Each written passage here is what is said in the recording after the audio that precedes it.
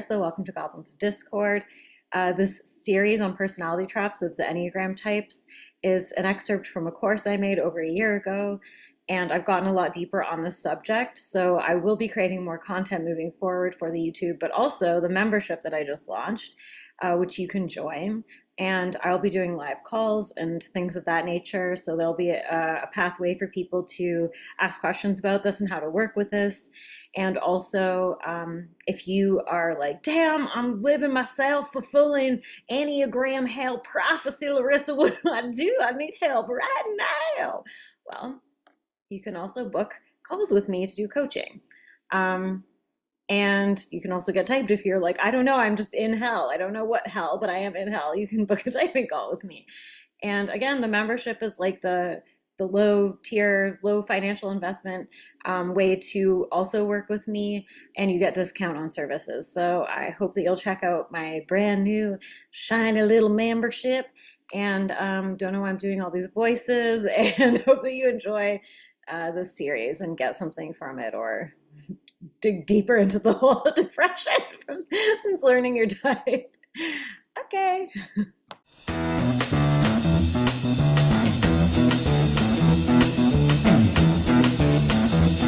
You know the day destroys the night, night divides the day.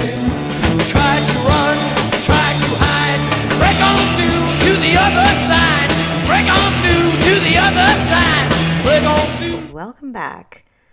So for this module, we're going to be talking about personality traps and understanding what exactly they are, how they show up for you, and what you can do about it. So before we get into that, I'm just going to recap a couple of key concepts that you need to understand personality traps. And the beautiful thing about this is that the more you hear a concept, the more you understand it. So you might have watched the first module and been like, oh yeah, okay, I get it. But when you hear it more often, it actually really, it's like how you create a belief, right? It's like the more you hear it, the more you believe it. Well, the more you hear a concept, the more you understand it. So what is a belief?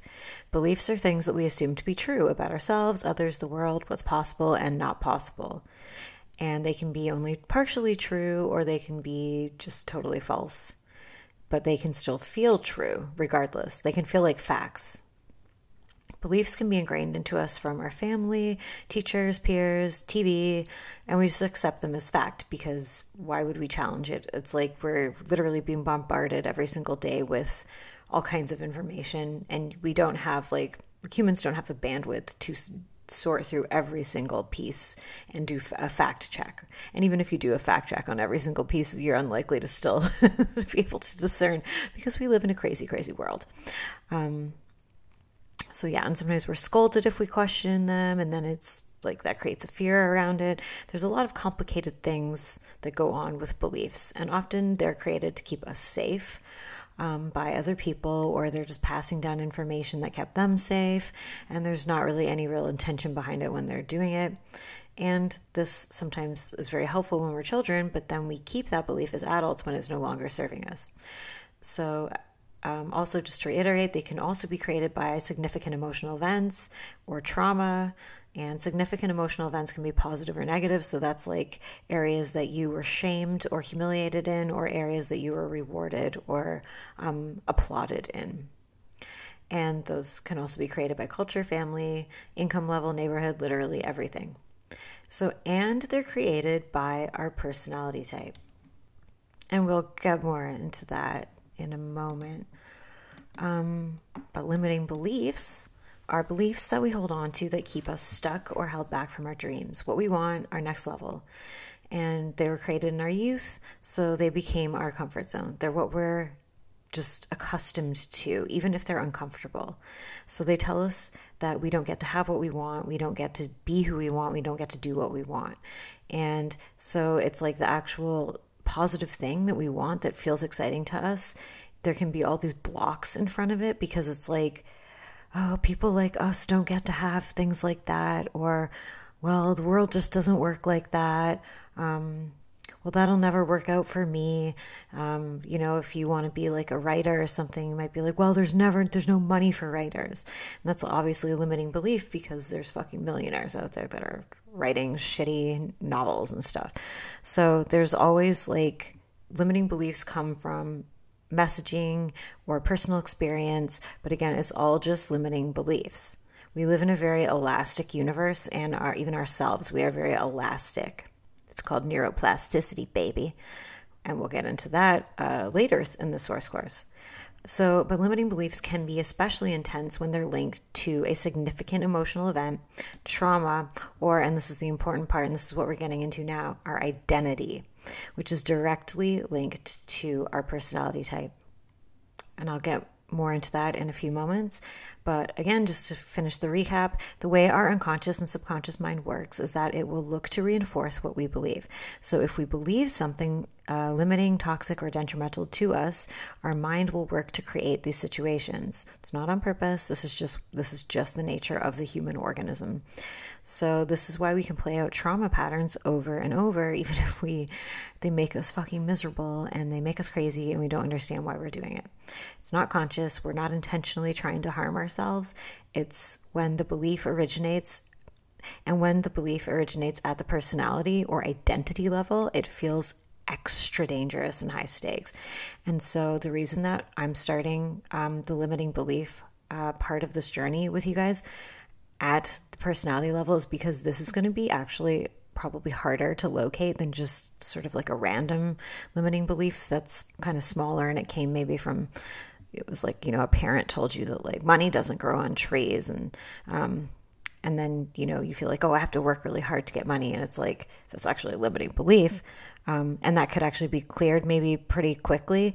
But when you have a limiting belief on the identity level, so the personality type, it is very in the ego. It will feel dangerous, okay? And this is where the exciting work really starts to happen. And yeah, this is where you can really create massive fucking change in your perspective, in your life, in your outcomes, everything. And to reiterate again, the personality type is how we express and cope with our beliefs, shadow, experiences, programming, and trauma. It's like the container. It's the lens. It's the thing that we are operating on. It's our programming. It also dictates the kinds of beliefs that we may take on, or how we can interpret specific situations that other types interpret differently. So you could put a type, each 9 type into a room together in a situation, and they're all going to respond to the stimuli in a totally different way because of their personality programming, their beliefs. So we'll just quickly cover the basics, just very basic stuff about the Enneagram. The Enneagram is a personality type system consisting of 9 core types and their coping mechanisms, fears, motivations, beliefs, patterns, and traps. Each type is doing their type on autopilot, so unconsciously. We're not actually aware that we're doing our type. And so this is actually really important to understand about yourself and about others, because most people don't know the bullshit they're pulling. Like, most people do not know that they're up to this bullshit, because they are so ingrained in their personality type that they don't see it. And you're doing it too. We're all doing it. And it's really embarrassing and horrifying when you start to catch yourself. But that's how you change. So until you become aware of what you're doing, that's by studying the Enneagram, getting typed, like observing yourself, or, worst case scenario, you hit rock bottom and self-reflect, which is what led me onto this path, actually. Why the fuck do I do these things? And so, yeah, having this framework is actually beautiful, because you can understand why you do things, why other people do things, and it also allows you to have grace with yourself, because it's like, damn, y'all, you were programmed this way. We're all programmed this way. No one has to feel bad about it. Like, I didn't ask for this. You didn't ask for this. We just arrived in these little skin suits with these programs. And there's no type that's better or worse. But of course, through the lens of our own personality, we might be more annoyed by certain types than other types, or we might idealize certain types over other types. But that's because that's our little personal program playing out. So why, though? So I've kind of already covered like why should you care about this, but I'll just elaborate a little further. The Enneagram shows you the psychological walls and the fleshy manacles in which we all operate within, handcuffed and hooked into the matrix, the simulation, planet Earth, the grid, the grind, whatever you want to call it, little avatars in a giant Sims game. That's how I feel about it. I think we live in a simulation. You don't have to agree with me. Understanding the system and how it applies to you is one of the big keys to understanding how to play the game of life in a way that serves you instead of destroys you. Fantastic. By being present with this material as it unfolds, so the material being your inner material, your behavior, your thoughts, your feelings, you are already expanding your awareness of yourself and the world at large by observing your patterns and behaviors, journaling, being present with what triggers you, freaks you out, bores you, excites you, outrages you. You become more conscious. Like you will literally, your consciousness will raise like your entire like perception of reality and other people and everything around you completely shifts into a new level. You will begin to see the nesting dolls inside of yourself, the layers of the stinky onion, and gain the ability to chip off the coping strategy crud that has become your identity. Because all of this is like a false identity. It's things that we idealize in ourselves or we hate about ourselves, but we've decided are part of ourselves, things that we beat ourselves up over. These are all just created from these beliefs, and you can change your beliefs. So yeah, insert girl boss nails. So you might already be familiar with this. We have the 9 types. 8, 9, and 1 are gut types. They're autonomy types. They're instinct types, operating from the body, from intuition, knowing. And then there's heart types, image types, shame types, 2, 3, and 4. And they are constructing an image unconsciously, moment to moment, how they're seen, how they come across. What are they valued for? And then there's the fear types, which are the head types, rat-a-tat-tat, chitter-chatters, 5, 6, and 7. And we have a core type, and we have fixes in each center. So we technically have 3 types within our makeup. So you will relate to more than just one aspect of everything that we cover. You'll probably recognize multiple patterns. And they can be your core, your fixes, so that's the type in each center, and even the wings. And it will be altered slightly by your instincts as well, which I'm not getting into in this video. So another way of looking at the types are 9 as the peacemaker or the mediator. These are like kind of some of the classic terms that you get to know when you start learning the Enneagram. Peacemaker, less about making other people bringing peace. It's about bringing peace to yourself. It's about not wanting to disturb your inner world. So I think that's where confusion comes in with 9 a lot. 1, the perfectionist, the reformer. 2, the helper, the giver. 3, the achiever, the performer. 4, the individualist, the romantic. 5, the investigator, the observer. 6, the loyalist and skeptic. 7, the enthusiast and epicure. And 8, the challenger and protector. So these are all generalizations, and everyone has their own nuanced, thing that they're bringing to their type. So a further elaboration that I'll just add that I just made up because I think they're funny. So 1 is like the pious critic, the father. It's that stern energy. Here's how you do it properly. 2, the feeder, the mother. The titty, the breast, the bosom, the womb. 3, the top dog, the movie star. 4, the uppity drama queen, disdainful depressive. 5, the quietly mad scientist, the burrower. Head types are all kind of mad scientists, but 5s are like more withdrawn one, tinkering away in their little lab, quietly not sharing anything, or maybe just coming out of their cave to collect some data and return. 6s, they're the citizen, the everyman, the wise guy, the comedian, not to be confused with the type of comedy that 7 brings, which is the clown, self-diss, devourer of worlds, mad hatter scientist, eater, consumer. And then 8 is the hangry dictator, the power trip. All right, so now to the meat and potatoes, the personality traps. What is a personality trap? A personality trap is a belief that is so strong that it's on the identity level. It feels like life or death. And it generates the coping strategy that your Enneagram type employs to its own detriment. The strategy is unconsciously designed to protect you and get you what you want. But usually in doing that, it actually pushes you away from what you want. So this is kind of the irony and why it's a trap.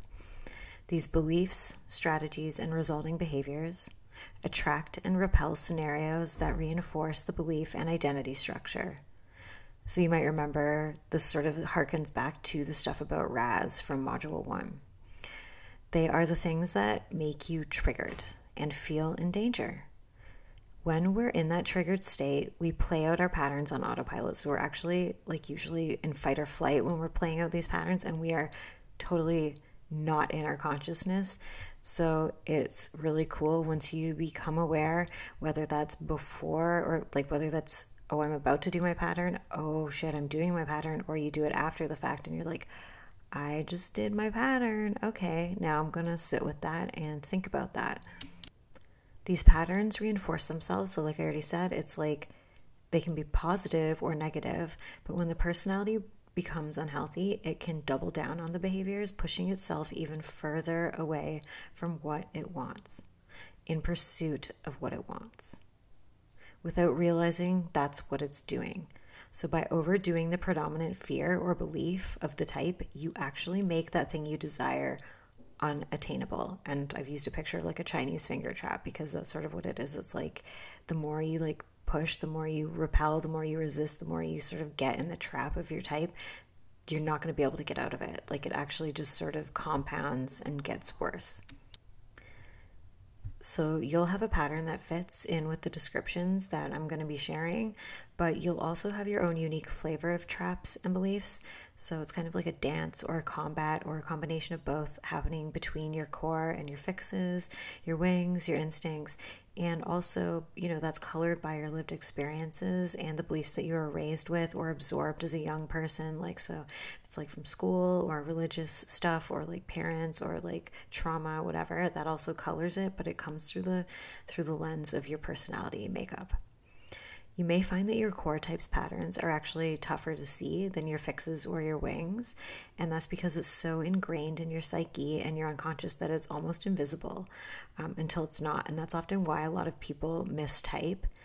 I mistyped as a 5, and I really struggled to be able to see how I was a 7 because I was I don't see how I'm doing 7.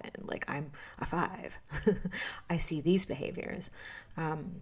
And what I was seeing was my line to 5 and my wing 5. But it's because we often are just so oblivious to what we're actually doing. And then once you begin to see it, it's oh my God. It's it is honestly a horrifying experience, but it's also empowering because then once you see it, you can do something about it. So anyways, that's when the aha moments start happening and you can create mega changes in your life. So I would encourage you, if you begin doing this work and you start getting kind of stressed out, catching yourself, to just be yeah, you know what? Oh my God, I am becoming aware of that I'm doing this. And this is also a superpower. 99.999% of people don't know how to do this. Most people can't do this. They're not doing this. They're not conscious of this. You are in the tiny fraction of people who are actually paying attention, who are actually going to realize this, who are actually going to be able to master themselves. This is fucking powerful, because sometimes when we learn stuff, we forget that other people don't know everything that we know. And it's oh God, they must know that I'm doing my pattern. It's most people have no fucking idea what you're doing because they're all wrapped up in their patterns. You know what I mean? So it's you actually have this secret knowledge now that you're going to be able to use. And so there's nothing to be ashamed or feel guilty about or embarrassed or whatever. It's you're stepping into your power by being aware of all this cringe shit that literally everyone is fucked by. So this is just a quick interpretation. I'll be elaborating further. And you can look at these things however you want to. So you might have different interpretations of the types and everything than I do. That's totally fine. But this is how I've crystallized it. So 9, they overdo inner peace. 1s overdo perfection. 2s overdo nurturing. 3s overdo value. 4s overdo depth and separateness. 5s overdo objectivity and specialization. 6s overdo security. 7s overdo freedom. And 8s overdo power. And so this hideous yellow screen is in front of you because I want you to really pay attention to this. Each type's fear stems from the belief that if they are not this way, chasing after their personality's passion, unconsciously doing their pattern, that their very existence is in jeopardy. Their personality trap or its lie feels like truth. This is the only way to exist through the lens of the ego. So what do I mean by that? We are literally all doing that, and we are not conscious of it until we are. I remember when I first started working with people, doing mindset coaching, and this was also during when I was like getting pretty deep into the Enneagram, and I started noticing, oh, they're doing their type thing. Oh, cool. Like I'll just push right straight into their personality problems and their limiting beliefs related to that, and I'll just be able to solve their problem. We don't have to go through all these steps of uncovering layers. And I actually realized what would happen is that I would freak them out because it's like it was like this ego boundary, and it was like some people would actually get really frightened, and it was crazy to me because I was like, oh, but like this is the key to solve all their problems. Why aren't they embracing it? And then I was applying it to myself, but I was applying it to different centers. And then when I started being very aware of my own ego boundaries, because I kept screwing myself over, I was like, oh no, this is life or death. I literally feel like, especially you might feel it even more in a different center than your core type. Like I personally feel it more in my heart space. But it's like, if I am not doing this pattern, I'm nothing. I don't exist anymore. So this is like the level of stakes that we're dealing with, and it feels really fucking scary. But when you can face that and realize this is a mirage, this is not even you. This is like a fake mirror. It's like a funny house mirror. This is when everything changes. Therefore, the personality trap becomes its own self-fulfilling prophecy if it's not brought into conscious awareness, accepted, integrated, and managed. So, like, there's many paths that you can really take, but it's like you're basically making the choice to stay asleep on autopilot and so your self-fulfilling prophecy may not look like somebody else's. Like someone's may end up with them living in the gutter and losing everything and dying early. And another person's can stay on autopilot and, be totally functional, and they may not love their life, but whatever. But why stay like that, right? It's like you could actually live your dreams out. You could make your life more rich, even if you don't have some like big dream that you're chasing or whatever. It's like you can just make your life better, and your life that you share with others, their lives become better as a result. The more aware you are, the more your life becomes more in your control. You can start manifesting, which we'll get into much later, but yeah, this is very powerful stuff. And this is also worth noting that even though it's in relation to like the personality traps and the personality types, this is also how you break intergenerational trauma and patterns. So like you heal like an entire line of energy when you begin to change these beliefs. So this is powerful energetic work. Even if you don't like believe in energy and stuff, like you'll probably, when you start doing this, you're going to start noticing things are shifting around for you. So now we'll just do a quick rundown of the personality traps. So like I said, like this is how I'm expressing the Enneagram, but if you understand it in a different way or you want to conceive of it in a different way, that's totally up to you. This is just to give you a foundation. And again, like I said, you might resonate with multiple types because, we have a type in each center, and we also have different levels of consciousness of what our patterns are and how we behave in the world and what our motivations and fears are. So one's fear of imperfection causes them to overfocus on imperfections, badness, and wrongness in themselves and others, which prevents them from ever feeling or being good enough or pure enough in their eyes. So sometimes ones can like create like a pretty big shadow, actually, because they're the ones who are like, like, I'm pious, like I'm in the right, I'm perfect, I do things the right way. And of course, no one's perfect. No one does everything the right way. And so they can often create like actually quite a huge shadow for themselves where they end up acting out doing these really, really bad things. Obviously, this is like an extreme example. Most ones are not doing this, but it's like their secret shame, you know what I mean? So if you're a one, like doing this kind of work that we're going to be doing is super important for you to be able to integrate so that like your shadow actually doesn't you don't end up being like a villain or something. Two's fear of being unloved, unwanted, or unneeded causes them to overdo nurturing and helping in order to become indispensable, which causes others to push them away or take advantage of them and prevents the two from feeling truly loved, wanted, or needed.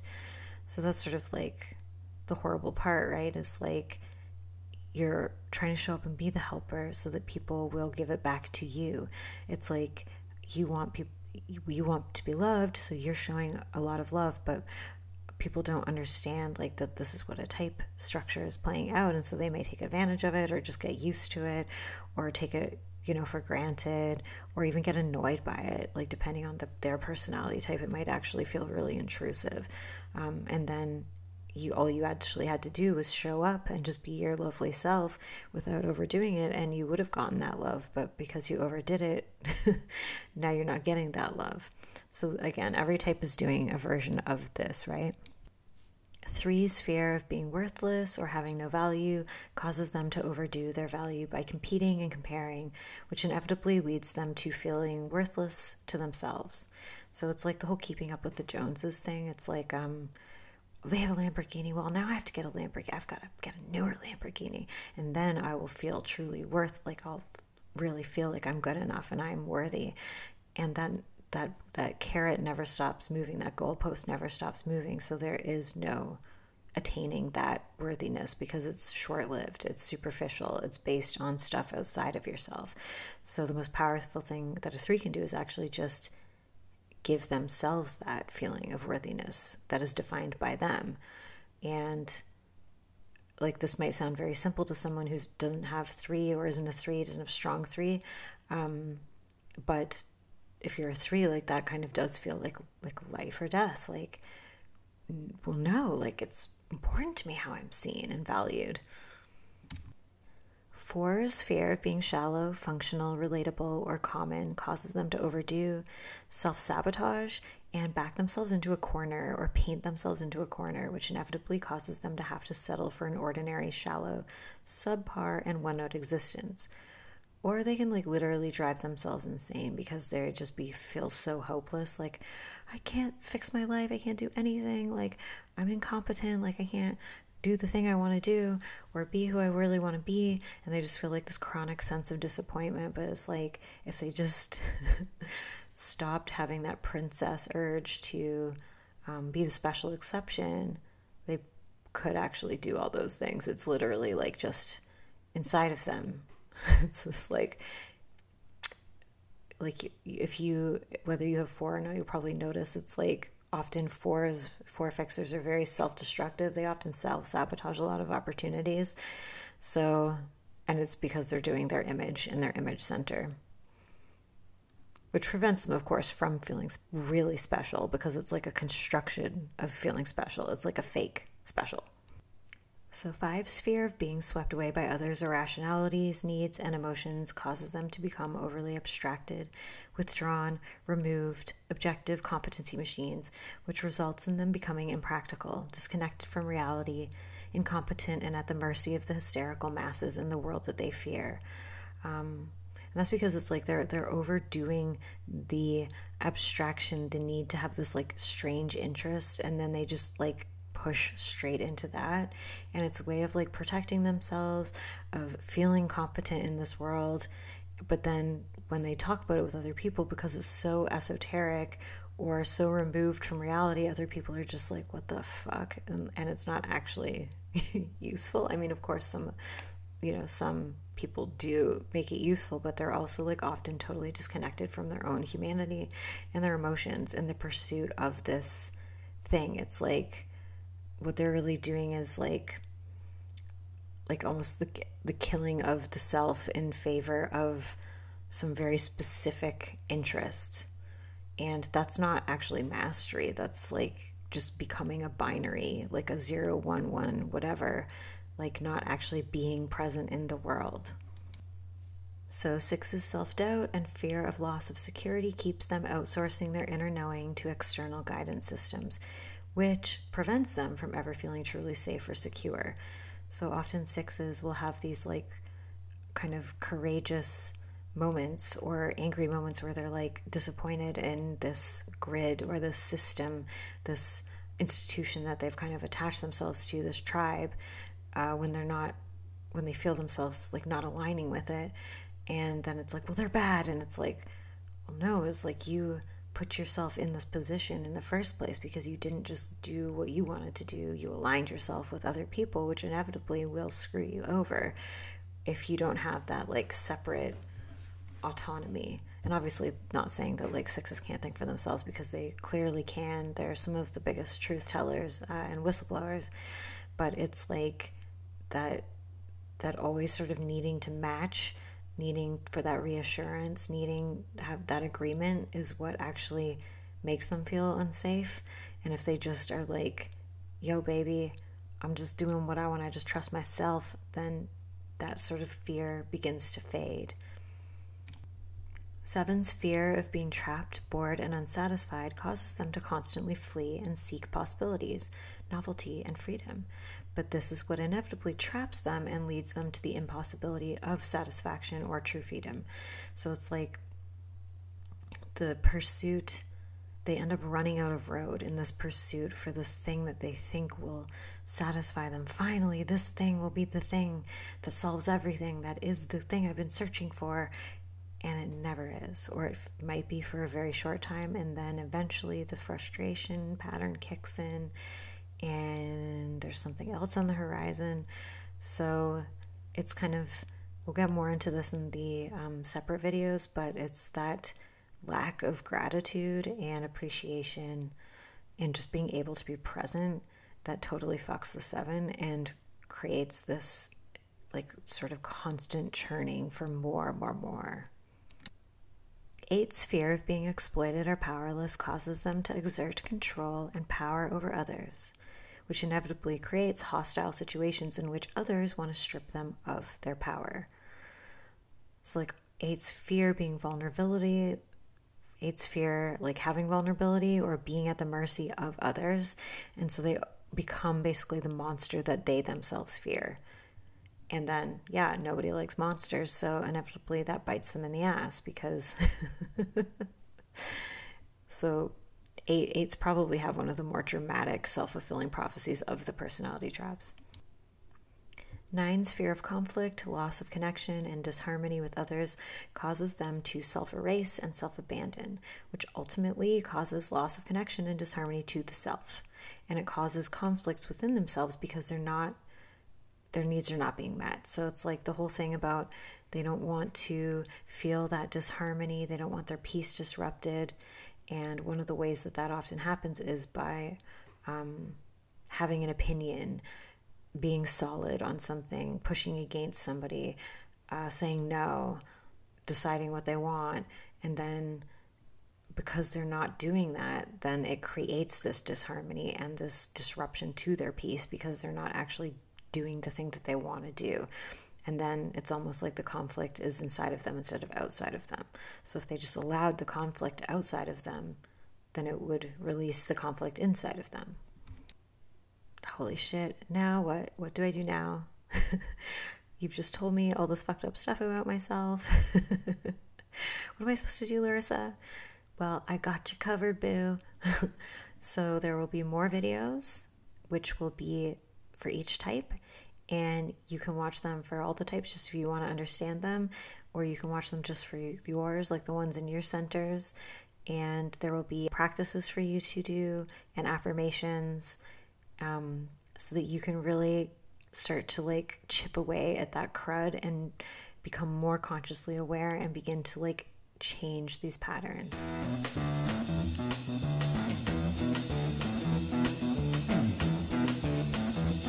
You know the day destroys the night, night divides the day.